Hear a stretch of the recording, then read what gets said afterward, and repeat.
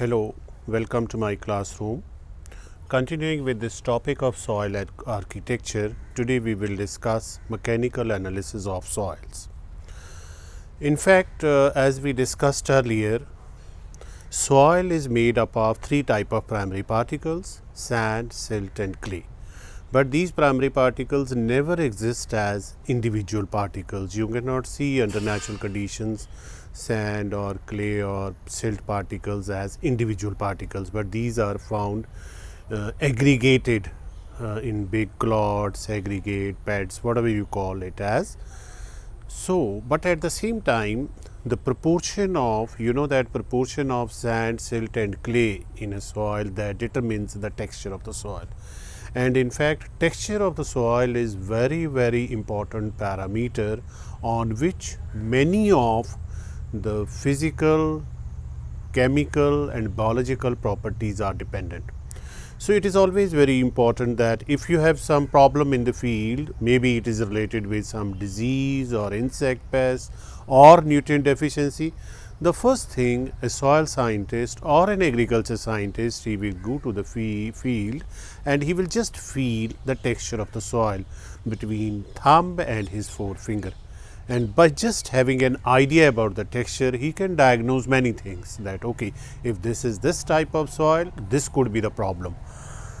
Now, this you can by way of your experience, you can determine that what type of soil it is on the basis of its texture, whether it is sandy, whether it is clay, whether it is loamy sand, sandy loam. But many times, we require the exact proportion of sand, silt and clay. Let me give you an example that in sandy loam is very wider group of proportion of soil particles. The sand in sandy loam may vary from 60 to maybe up to 85%. So, it being a bigger group, it does not give you exact idea that because sand may vary drastically within sandy loam soil group. So, it becomes very important to find out the exact amount of sand, silt and clay particles in your soil. So, that process of determining the sand, silt and clay particles is called mechanical analysis of soils, or we also call it as particle size distribution analysis. Particle size distribution analysis. As I said that your soil is in the form of an aggregate. So, this is soil aggregate, where primary particles, they are joined together to form an aggregate. And these primary particles, they are cemented together by different cementing agents. So, this is an aggregate. So, in mechanical analysis, two steps are very important. First of all, you have to break down this aggregate into primary particles. We call this as dispersion. So, dispersion is first step towards mechanical analysis, and then second is separating those finer fractions, or better you call as separating the primary particles. We call this as fractionation.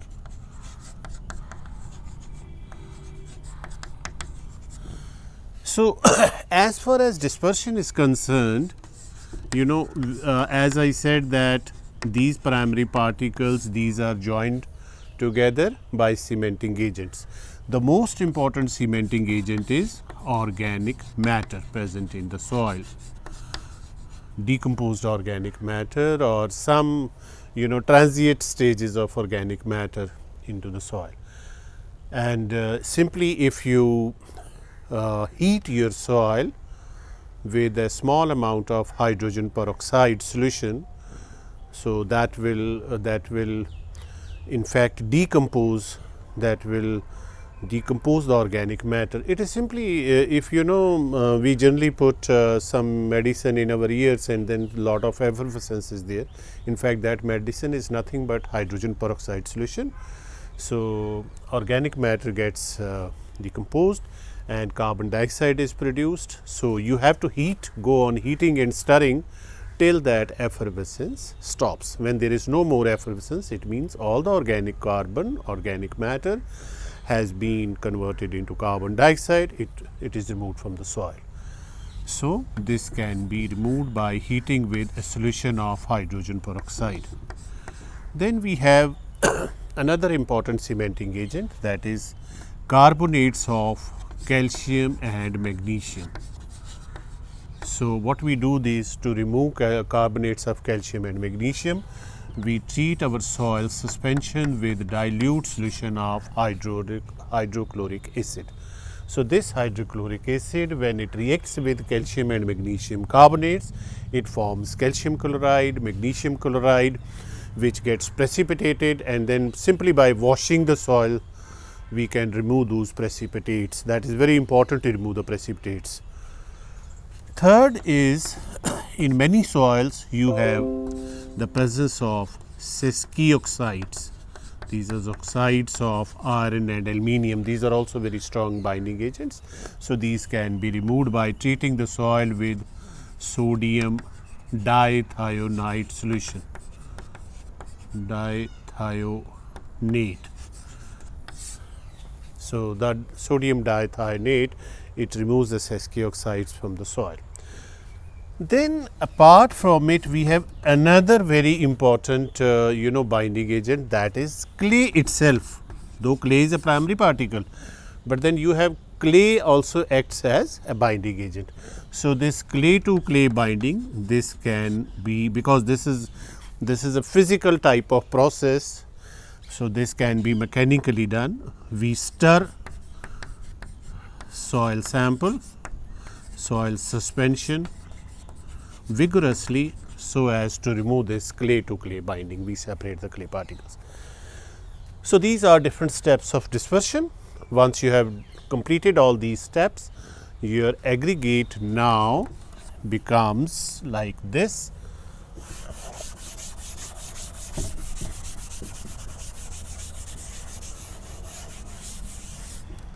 After removal, the aggregates, I should say, now there are no cementing agents. So, this is the stage of flocculation. So, no cementing agents,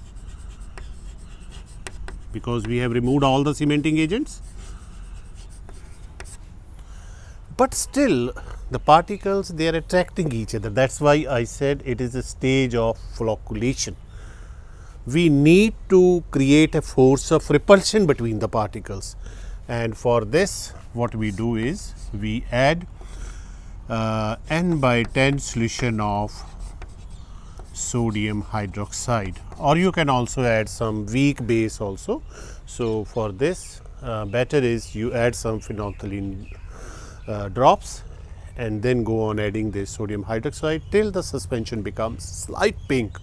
So, once you do this, stir the sample. Now, I should say the condition is like this. So, what is difference between this and this?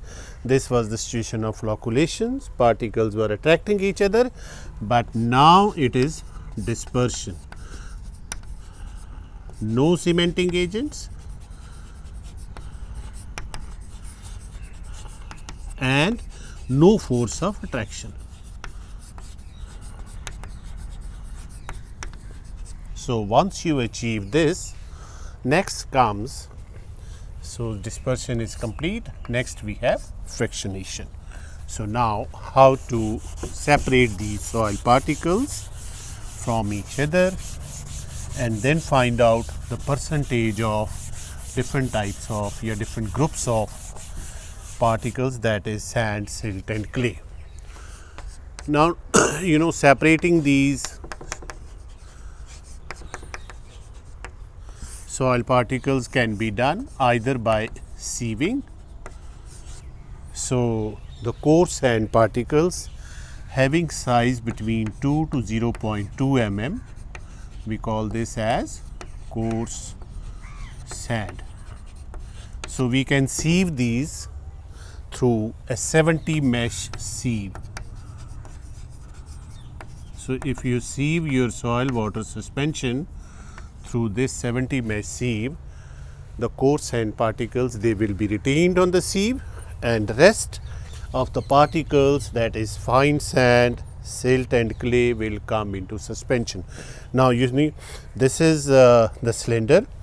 We have already sieved the coarse sand particles, and rest fine sand, silt and clay particles, they are now in suspension. So we make this as 1 liter, volume as 1 liter, and then plunge it. So I'll explain it later. So what about now the finer particles, how to separate those, because they are so small particles, we don't have the sieves to separate those. So we take the help of the process called sedimentation, and this sedimentation process is based on a law which is called Stokes law. Stokes law in fact says that the settling velocity of the particles in any medium, in any fluid, it could be in water like in our case, it is directly proportional to the size of the particles. Bigger the size, more will be the settling velocity.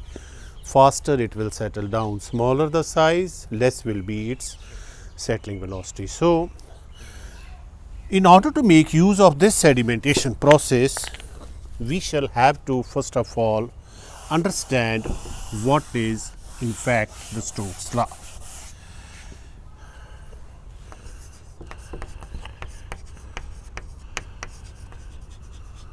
So in fact, whenever you have the particles settling in, say, liquid, these particles, once I bring them in suspension, I'll plunge this solution, and I'll ensure that all the primary particles, they are now in suspension.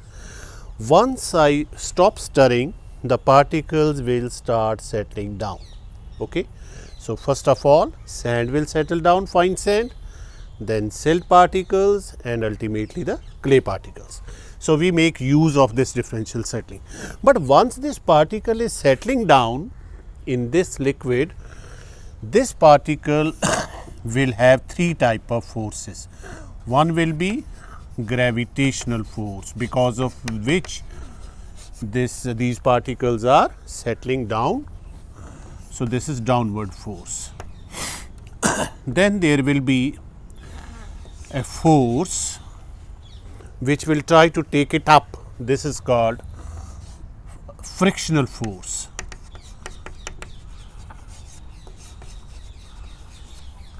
Because it is settling against the water, so there will be some friction between the soil particles and the water molecules. This will try to push it up. And then there is one more force, that is called buoyancy force,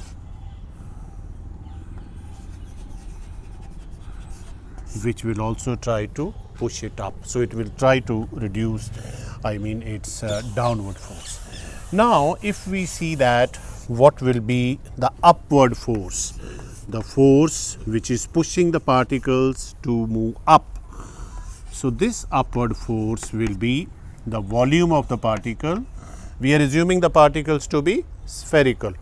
So volume will be 4 by 3 pi r cube, and if I multiply it by the density of the particle, so this will become mass. Sorry, this will be the downward force, it is not the upward force. So particle density times the force of gravity, and the net downward force, because some force of buoyancy is also acting on it. So this is the gravitational force,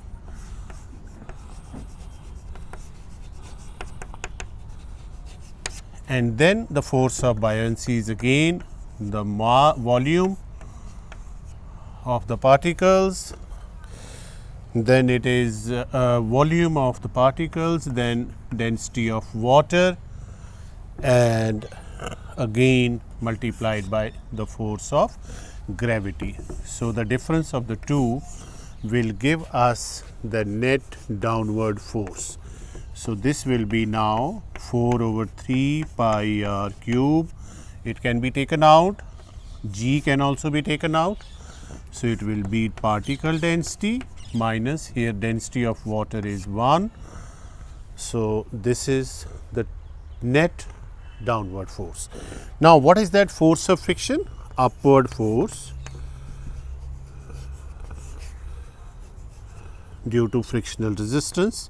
This will be 6 times pi times neta. Neta is here viscosity of the medium, and again directly proportional to the velocity of the settling particles, and again directly proportional to the size of the particles. So, this upward force will be higher if the viscosity is more, number 1, if velocity of the particles is higher, and if size of the particle is higher. Now, so when this particle is now settling down, there are some upward forces, some downward forces.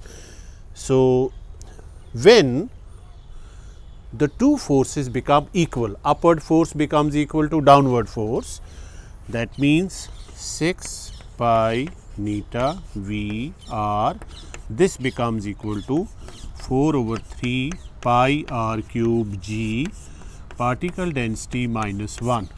Then we say that the particle is now settling with a velocity which is called terminal velocity. That means the velocity no more accelerates. And from this now, can we find out the velocity of the settling particles? So, this will be 2 over 9, because this will become 2 over 9 g r square, because this r will get cancelled with this, particle density minus 1 divided by neta viscosity. So, that means now the settling velocity of the particles is directly proportional to the radius, because this is variable now, this is constant. Particle density, it will also depend upon, this is more or less constant, you can say, and indirectly proportional to the viscosity. Viscous the medium, lesser will be the settling velocity. So, this is what the Stokes law is.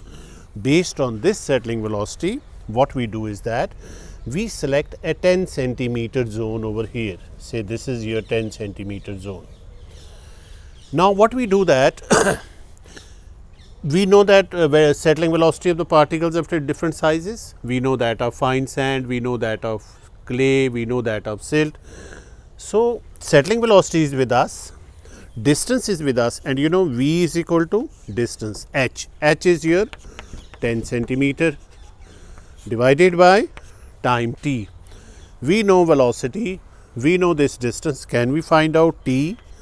So, t will be equal to h over v. Distance over velocity will be the time. So, what we need to do that, I say that okay, if I take a sample for silt and clay particles, because first of all fine sand particles will go out of this zone, 10 centimeter zone. What will be left over here? Silt plus clay particles. Now, after what time all the fine sand particles will move out of this 10 centimeter zone, that time we can find out over here. So, if you see your manuals, practical manuals, you will find a table against the temperature of the suspension. You have the timings for silt and clay, you have the timings for clay. So, that means if I look at that table and try to find out, say the suspension is the temperature of the suspension is 25 degrees C, then I am giving timing for silt plus clay, it is 4 minutes 15 seconds, and for clay it is 7 hours 20 minutes. This means if this is the temperature of suspension 25 degrees C, after 4 minutes and 15 seconds all the fine sand particles, they have settled out of this 10 centimeter zone. So, what will be left behind? Silt and clay particles. So, what I do is that I will take out a sample keeping this pipette at 10 centimeter. If I take out a sample transfer it to a 50 ml beaker, dry it in the oven. After drying, what will be left in the beaker, that will be the silt and clay particles. Is that clear? And after 7 hours and 20 minutes, now even the silt particles, they have gone out of this 10 centimeter zone. So, what will be left behind? Clay particles. So, again I will take a sample 25 ml sample with the pipette, oven dry it, and I will get clay particles. Now, I have got clay particles, I have got silt plus clay particles. Subtracting clay from silt and clay, that will give me the silt particles. Coarse sand is with me, what is left? Fine sand. So, from 100 you can, this is one way, you can subtract from 100 silt and clay particles and coarse sand particles, you will get fine sand particles. The second way is that if you exactly want, you can decantate this solution, because fine sand will, after 40 seconds it will settle down. Decant this, add more water, then decant off after 40 seconds, add more water. Go on repeating this process till this water remains no more muddy. That means all the silt and clay particles, they have gone. So, when it is clear water and the fine sand settle down, you can separate it. Again transfer it to the small beaker, 50 ml beaker, and oven dry it, you will get fine sand particles. So, now you have coarse sand, fine sand, add the two, that will be percent sand, you can determine the percentage, then clay and silt. Then if you remember, in last lecture we discussed about that textual triangle. So, out of 3 type of particles, you can take any 2, and that will give you the texture of that particular soil sample. But now, since we are using this Stokes law, this Stokes law is based on certain assumptions. So, let me call these as assumptions, as well as some of these assumptions could be the limitations, because Stokes law is based on some assumptions. So, I will better call it as assumptions and limitations of Stokes law. So, first assumption is that the particles which are settling down in the liquid, these should be spherical, smooth and rigid. Otherwise, if these are not spherical, if for example clay particles, they have platy type of shape, and when such particles settle, their force of friction will be higher as compared to spherical particles of the same mass. Then second assumption is the size of the particles. Size of the particles, in fact, should not be too small so as to undergo Brownian movements, because if the particles, I think, less than 0.0002 millimeters, if you have this size of particles, they will undergo the Brownian movement, and then they will hamper with the settling velocity. But yes, this can be a limitation. You can have some clay particles of this size, but of course, this is limitation. Then fall, or you can say the medium, should be infinite. The settling medium in which the particles are settling down, those should be infinite, means the particles should not adhere to the walls, because the particles which are closer to the walls of the container or this cylinder, naturally their settling velocity will decrease. So, in order to fulfill this assumption that the medium should be infinite, what we do is that we ensure that the concentration of the particles should be less than 3%. Particle concentration should be less than 3%. That is why generally we take 20 gram of soil sample and make it to 1 liter. So, this comes out to be around 2%, 20-25 gram you can take. So, this is to some extent it is taking care of this. Then the particles should be of uniform density. Generally, the mineral soils, their density is uniform, very narrow range, 2.6 to 2.7. So this is taking care. This assumption is being met in our mechanical analysis of the soils, and there should not be any turbulence in the medium.